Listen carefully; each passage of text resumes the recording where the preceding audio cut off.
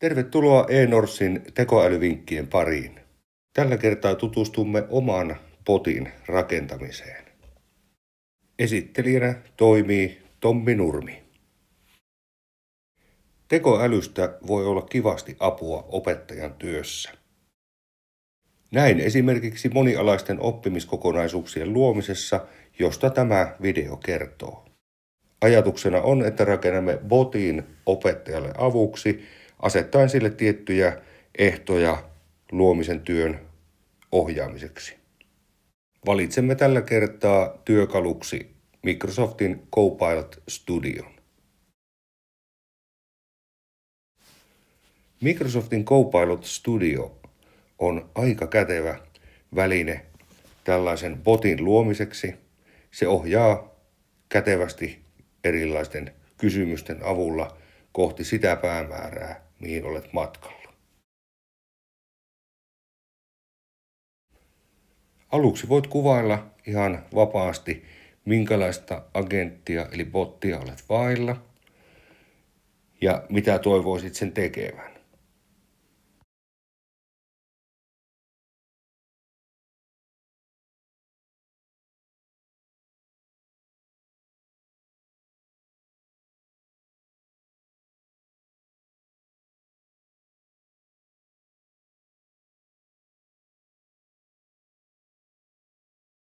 Seuraavassa vaiheessa Copilot ehdottaa botillesi nimeä. Jatkokysymyksessä Copilot haluaa tietää tarkemmin agentin roolia ja tavoitetta.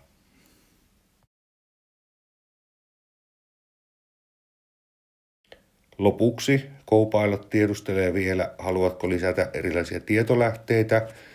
Näitä voi lisätä myöhemminkin ja tässä esimerkissä toimin juuri näin. Sitten vain luodaan esitys. Sitten botti onkin valmis. Voit alkaa muokata nyt runkoa ja säätää sitä juuri toivomallasi tavalla. Ennen testausta olen tehnyt vielä muutoksia. Tarkastellaanpa lähemmin vielä näitä muutoksia, joita olen tehnyt. Olen vaihtanut nimeen ja lisännyt sinne vielä yleisiä ohjeita. Tärkeänä pidin sitä, että eNorssin digipassi on voimakkaassa roolissa, samoin kuin tietysti opetussuunnitelma ja lisäksi Applen sivusto. Eli käytämme vain iPadia ja Microsoftin Teamsia. Olemme lisänneet nämä 3 sivustoa tietoartikkeleiksi, joita tämä botti hyödyntää.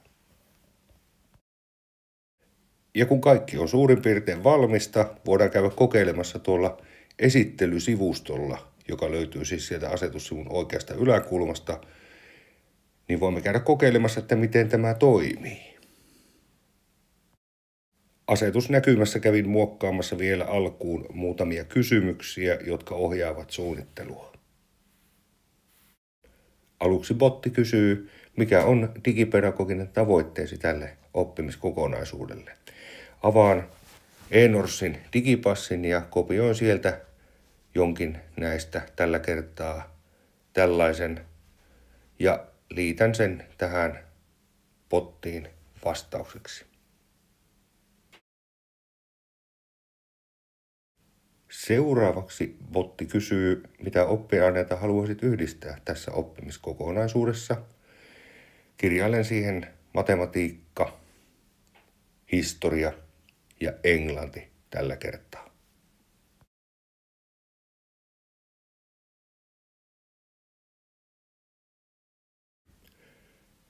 Lopuksi botti vielä kysyy, mille luokkatasolle oppimiskokonaisuus toteutetaan ja vastaan tällä kertaa siihen, että 9. luokka.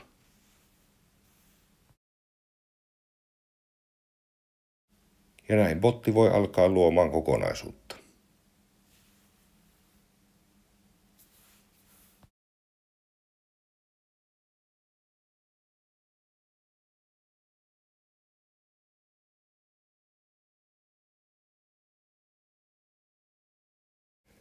Ja näin kokonaisuus on valmis. Tässä oppimiskokonaisuudessa yhdistyy matematiikka, historia ja englanti digitaalisin keinoin.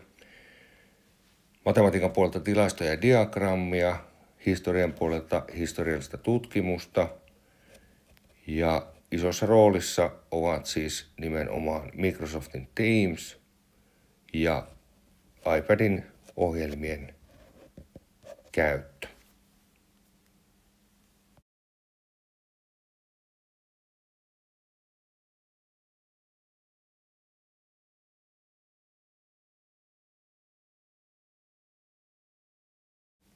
Botti esittelee tämän oppimiskokonaisuuden osalta myös opetussuunnitelman tavoitteet ja sisällöt sekä digipassin tavoitteet, joita tällä oppimiskokonaisuudella voidaan saavuttaa.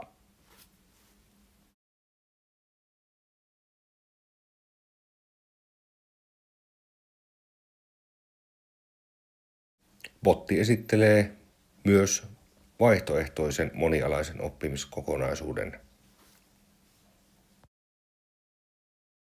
Opetussuunnitelman tavoitteiden ja sisältöjen lisäksi tässä esitellään myös laaja-alaisen osaamisen alueet sekä ohjeistusta oppilaille, kuinka toimitaan. Näin siis toimii keskustelubotti nimeltään Digipedagoginen Tutor.